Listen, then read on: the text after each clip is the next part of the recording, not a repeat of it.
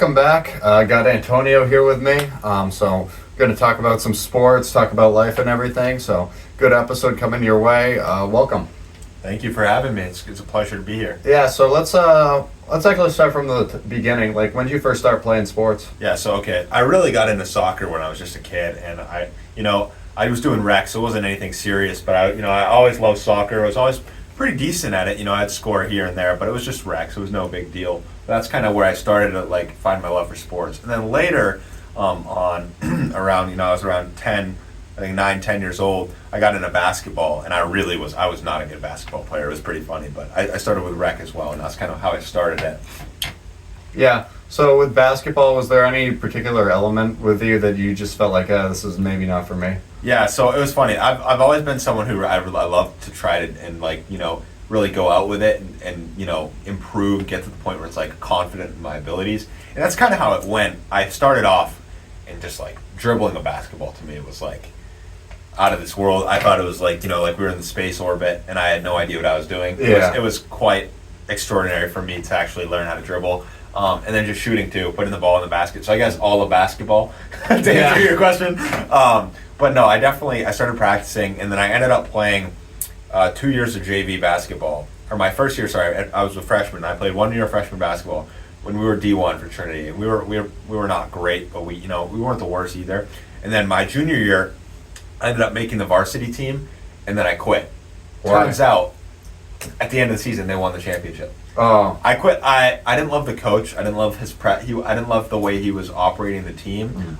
It just felt like he wasn't being very honest with me, and I just was like, okay, if I'm not good, that's fine. But I wasn't getting any time, and so I just was like, I'd rather spend my time working out or doing something like that. Yeah. Sure. Yeah. Do you have any regrets about leaving basketball or not? Oh, when I was a junior, no regrets, man. I left junior season. I started working out, really got into that. I got into baseball. So I actually picked up baseball my sophomore year.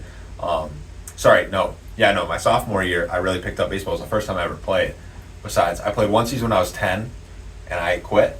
I picked it up again, and I fell in love with that sport. So I ended up doing that. I played that with some buddies over winter break, and that's kind of what I picked up after that. Yeah. What was it about baseball that you think was just something that you really enjoyed about it and really captured your imagination and everything? I think baseball is like an individual sport, but when individuals aren't all on the same page, nothing works. So I thought it was really interesting to see how you got to do your own work, but you also all got to be on the same page and have good chemistry with these baseball players. Yeah. And something I loved about it was it is such a fail sport. You so play true. that sport and you fail, and you learn to fail, and you learn how to fail and deal with failure. And I feel like with baseball, at least for me, it was learning and grasping the idea of failure isn't always a bad thing. It actually can be a good thing most of the time. Definitely agree with that. I feel it's a good life lesson. I also learned some stuff like that from baseball. Yeah, unfortunately, right? Yeah. What was your favorite position to play in baseball? Would you play the most often? So when I first started, I was a left fielder, and I did like that a lot. I like running around, catching the balls, put it that way. But I think my favorite position was definitely third base. I love the hot corner. I love the action. And I actually I got a scar from playing third base. I got hit right in the eye. It was a line drive right to my face, and I caught it, just not with a glove. So, that's a story. Yeah. It was definitely interesting, but I love third base. I love fielding it, getting to first, and seeing that fist up. That was my thing. Yeah. I gotcha. What was just some of your favorite games and memories with baseball? Baseball's favorite game. I think one of my favorites was I was playing versus Pinkerton. We were down 13-0. So this season, my senior season I'm talking about, when I was on varsity, basically we made it to the playoffs, which was really impressive for our team. It hadn't done that in probably about 3-4 years. Wow. So we really, not a good baseball team for Trinity. We're D1, but we only have 400 kids, so it's kind of tough. But I was against this pitcher. His name's Jackson Marshall. I know Jackson. I've talked to Jackson before on the interviews. Yeah. Oh, really? Yeah. So he's a pretty good player. Him and I joke around all the time. But anyways, I was getting put in that game, and I never played much. I was a good hitter, but the coach didn't love me. But everyone was always saying you should play more. I had a bunch of people telling me that. But anyways, I ended up going in at the end of the game. First play of the game for me versus Jackson Marshall. He throws a slider left. I swing at it. I look goofy. I got my bat in front of the base. Strike one. Second pitch, I look at him down his eyes, and I literally said this, and it's the funniest thing. I said, you can look back in the film, and I literally mouthed, throw a strike. Yeah. I said, throw a strike. Because I knew that next pitch, if it was a strike, I was hitting it. Yeah. And funny enough, turns out he throws a fastball right down the middle. I single to right field, and I get on base. And Nice. I ended up just looking at him and laughing. At the end of the game, he came over. He's like, "Nice pitch, or nice hit." Excuse me. Yeah. So it was a really funny moment. It was good.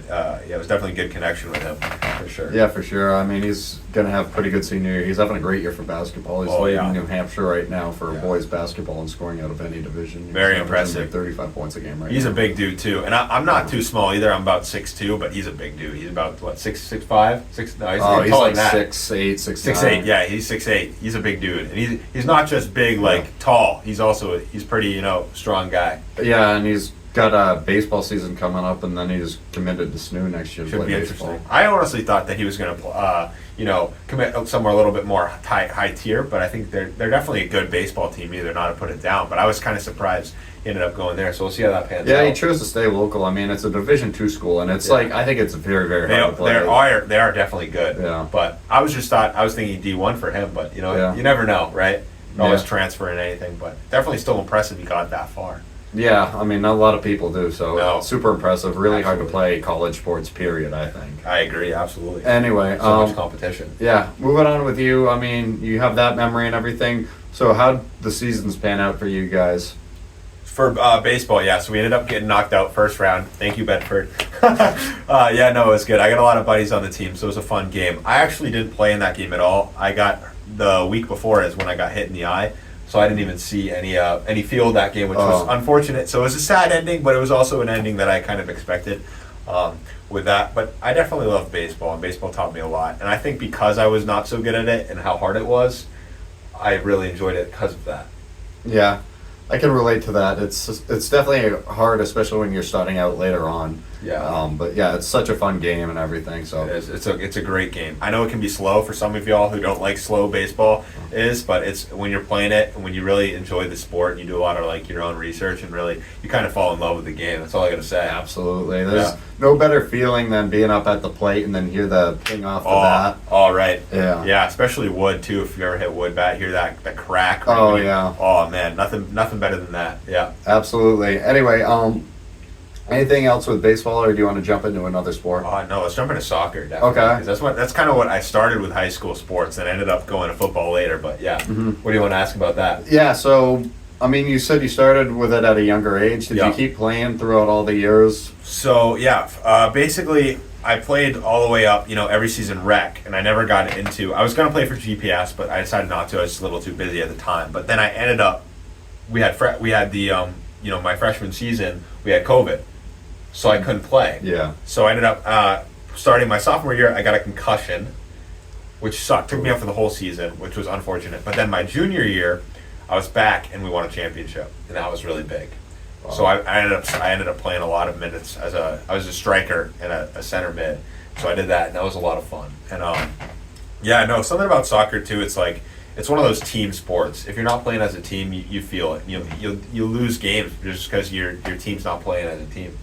What do you think your favorite aspect of soccer is? I mean, like baseball, some people say it's slow because it's a 90-minute game, but you also have to be going really quick up and down the field. Yeah. And scoring is kind of a rarity in that game compared to others like basketball. Right, like it's not as active as basketball or hockey for sure. But I would say, with soccer, it's one of those things that's like when you're playing it, it's different than watching too, because I can understand why people would find it boring. But for the exciting part of it, it's very a development sport. Just like it's kind of like watching something build up. It's like watching a chess match in a way. You see a team will bring a ball up from defensive side, and they got to pass. They got to make. You'll see these angles. You start seeing stuff like that, and it really becomes an art. It really becomes an art, in my opinion. But that was kind of fun about it. Is you see the plays develop, and there would be some crazy things, and just the ball coming in, and you got a header or whatever it is. Yeah, for sure. What are some of your favorite games and just in general in your career? Favorite game, I think it's probably it was a game versus Deerfield. I was put in halftime, and it's just such a great game. We won, I think 3-1 or no, it was 3-0. I almost scored a goal It's funny though because I have scored goals that season, but that game I actually didn't end up scoring was such a fun game. I think I dribbled like almost halfway up the whole entire field and almost put it in right bends, and I just remember just the crowd feeling was amazing because there were so many people in the crowd watching, which was really fun. Yeah, I think a great atmosphere is another aspect of sports that makes it really enjoyable. I mean, what do you think some unique things are about high school sports that you really enjoyed? I think like there's nothing like a high school game. I mean, especially now, like you see these big schools like Bedford versus Pinkerton or Pinkerton versus Londonderry, and like for football or for basketball or baseball, whatever it is, like the big atmosphere. I think there's nothing as exciting as a bunch of kids that want to watch their team win. And two, it's fun because it's like you really know the kids too. It's like, oh, Johnny, him and I got an English class together or whatever it is. It's like your best friends pitching a whole game versus Bedford's big dog, Aiden O'Connell, whatever it is, you know what I mean? So it makes it a lot more fun. Whereas like you go to these more professional or college sports, it's like you don't really know them as much. That's what my take is on it, at least. Yeah, I agree. I think there's like that relatability aspect in having known people, and like it's an easier access to. Like it's a lot easier to get into a high school game and get good seats there than it would be at a different game. Yeah, it's definitely too like you can be so sporadic. Like how many games have you watched? You're like, all right, boys, let's get in the truck and let's go. You know what I mean? Yeah. So it makes it a lot of fun because it's so easy. Yeah. Out of all your sports, I mean, what is your favorite one? It's funny enough. So I ended up playing football for only 1 year just because my parents didn't want me to because I'm concussion prone, and it had to be football, man. Just the guts and the glory of American football. I mean, you know what I mean? It's USA's baby. Right. Oh, for sure. I mean, the ratings of the NFL is just, they blow every other sport completely out of the water. I mean, who doesn't like a Sunday football game, right? Yeah. So I'll tell you the backstory on that. So football, always loved it, always wanted to get into it. And then my senior year, a buddy, I wouldn't call him exactly a buddy, but him and I would talk because we were in the same classes. But do you know Jordan Joyle? No. So he's actually the poster boy. He's the one who had that super racist comment on the things. It was really sad. That's unfortunate. Yeah, it was very unfortunate. Him and I weren't close, but we definitely, we were in the same classes. So I got to know him pretty well. But he was the one who actually was like, dude, you got to get into football. Because he just knew my size. He was a pretty big dude and pretty strong as well. Blessed because I always worked out and I really loved it. But he got me into it, talked to the coach. He basically was like, you're starting next year. Yeah. So I was like, well, you bet I am. So I put a lot of time in the gym, and then, it's hard work too. You do runs over runs. It's David Goggins type stuff. Really. Yeah. And my senior season we went 11-1. Yeah. We lost in the championship, so brutal. But what convinced you to play your senior year? Like, why was it that season? And like go to football instead of soccer because I could have played soccer. I think for me, it's like I just won a soccer championship, and I was already very satisfied with how we did. And our team was actually moving from D3 to D2 for soccer, and I was like, you know what, it's just going to be a lot of competition, and it won't be that fun. So I said, I'm going to go football, and still a lot of competition, even though we kind of went through the competition, but it was just a decision I made because I really wanted to do it. I think it was more because I wanted to say I've done it. Where were your favorite road games in high school of any sport? Oh, man. Out of all of my sport, my favorite road game, probably I would have to go with one of the most electric games was Campbell away. Oh, yeah. We played Campbell away, and we beat them 52-28, something like that, and that was a big game. Also, Monadnock. It was their senior night, and we beat them like 20 points. 20, excuse me. Yeah, so it was like 20-0, and that was a big game. We rolled right through them. That felt good. What positions did you play in football? Yeah, so for football, I was I mainly was a nose guard, but I also was a line guard, or middle linebacker, excuse me. And for offense, I played left guard. So I was definitely, my favorite place was put me on that line on defense, and I would eat up. That was my favorite for sure. Yeah. What were some of your biggest games individually? Oh, biggest games. Okay, so definitely, like I was saying earlier, that game versus Campbell. I was on the line, and it was a dog fight. They almost beat us, but we pulled out a couple touchdowns at the end of the game, and that was a great feeling. And then what else? I'm trying to think. A couple big games I played versus Interlakes just a smaller team, smaller school, but Yeah. it was just a big game. We had a bunch. It was our first. I think it was our first home game that senior year, and there was the crowds were just crazy. So it was a lot of fun. I had an interception that game as a lineman, which was pretty cool. Oh, that's great. Yeah, and then I had a couple sacks, so that was pretty fun. Absolutely. Who do you think your toughest opponent was in all of sports? Okay, so this running back named Scott Hirschberger. He's a really good running back. He's only a sophomore too, so and now he's a junior. But yeah, he's definitely going to go somewhere. I think, but you never know. He's just a really good running back. And then the hardest, like I played versus an Ohio commit for baseball on BG, and I ended up walking versus him.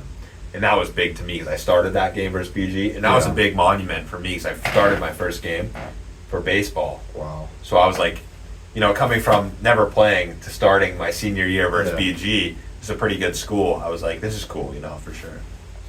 Yeah, and then once you were getting towards the end of your sports career and you were in your senior year and you had to start thinking about what comes after high school, what was that whole process like for you? I did get a couple D2 offers and D3 offers, but for me it was just like, I got some D2 offers from some schools down south, some Christian schools for football, and then Benedictine also gave me one. But I kind of knew I didn't want to go that route because I know how some college can be for sports. It's like you really, really got to love it and put all of your energy and heart into it and soul. And that wasn't really my path. I didn't feel like that was my path. I really liked like what I'm doing now, and now I'm a realtor, and it's been it is a big step from going broad and blood in the football trenches. But yeah, that's kind of. I definitely was sad though, like going out. I was like, well, I might never play a snap again. Do you think you could see yourself coaching at some point? Oh, definitely. I would say probably more like for when I have kids. Okay. I think their little league teams or whatever it is. Who knows for their high school teams maybe, but definitely when I'm a little bit more, established for sure. Gotcha. I mean, that's down the road. You don't have to worry about that right now. Yeah. How about you? Do you see yourself coaching? I think that's a very, very real possibility for baseball, especially. I think there's a couple different sports, but I would say I think baseball would be the one. Yeah, I love baseball. Baseball is a fun sport for sure.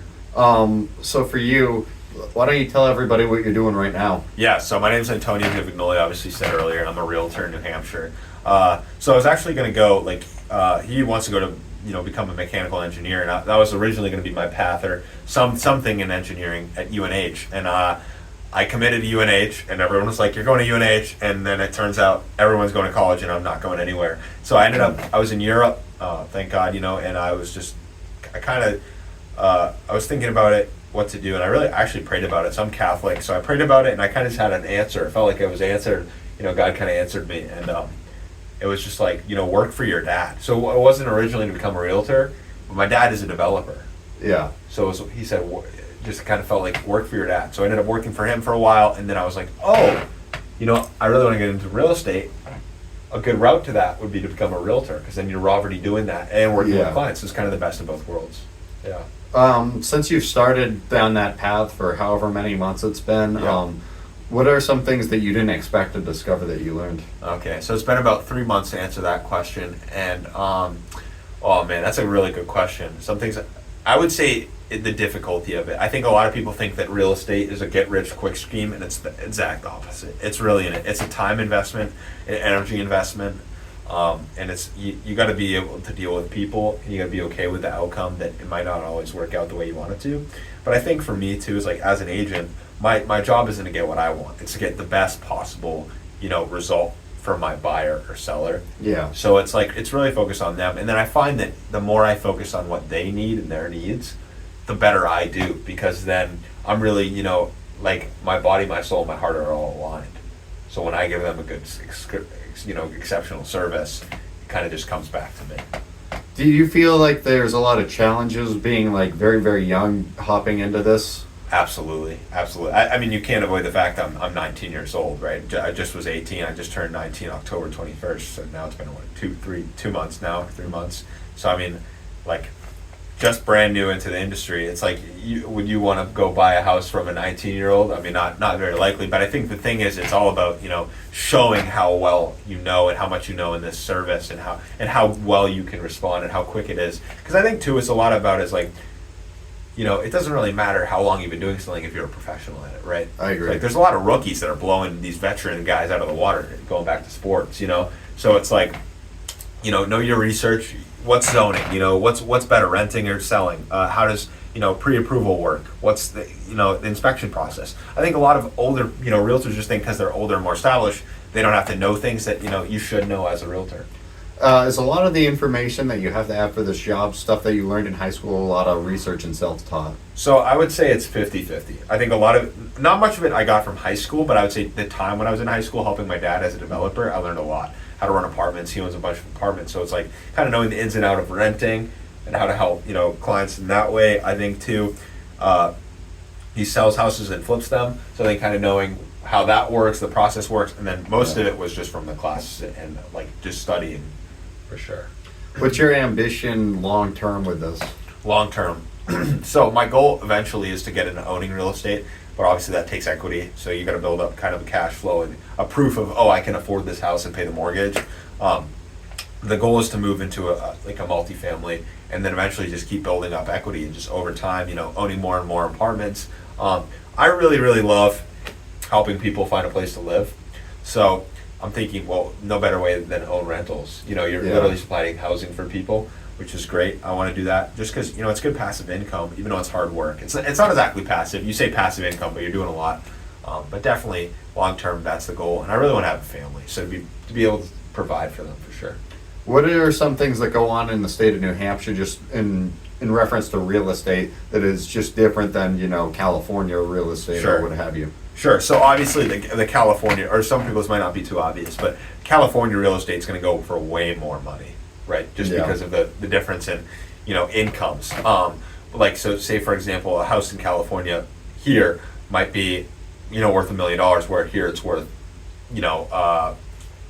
so it goes to California for $1 million, over here it's worth $400,000.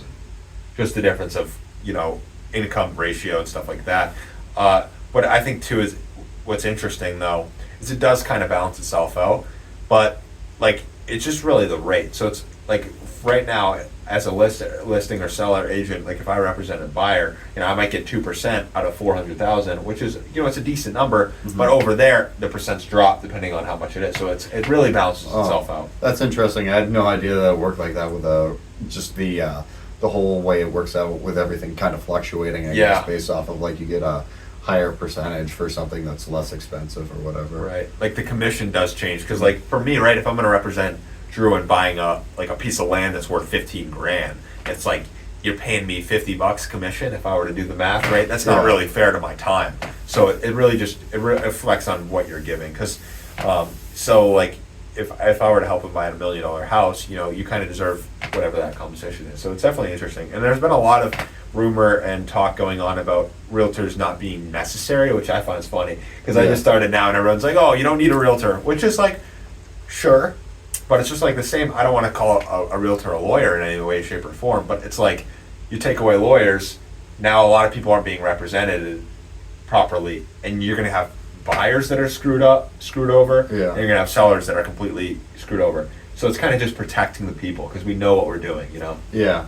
I think that's a good way to put it. I mean, I think, you're right. You could technically do it without it, but you're also right that it's like, it's good to have somebody there who knows what they're doing and has some experience with that. Yeah, well, I mean, just think of it like this, right? Nobody is making you work with a realtor. Nobody, or a real estate agent. Nobody is making you. You can do that alone. The thing is, so many people do it because they know the risk, like the what do you call it, the investment return. Mm-hmm. It's just like you're kind of buying someone who knows what they're doing. This is just for, not speaking for all agents, but for the agents that are good, that I, most of my friends and myself, it's like you're purchasing someone who, first of all, really cares about your client, wants to provide exceptional service, wants to give you the best deal possible with negotiating skills, is going to know the ins and outs of how to properly go through this process so that you don't, as a client, get screwed over. And it's really as simple as that. Yeah. That's all good. Do you have anything else you'd like to add for today? I mean, not really. I just, if you if you need any real estate inquiries and you want to ask any questions, or if you want to start looking for homes or list your house, my name's Antonio Giovagnoli. My number is 603-264-8628. Thank you so much for having me. Yeah, appreciate it.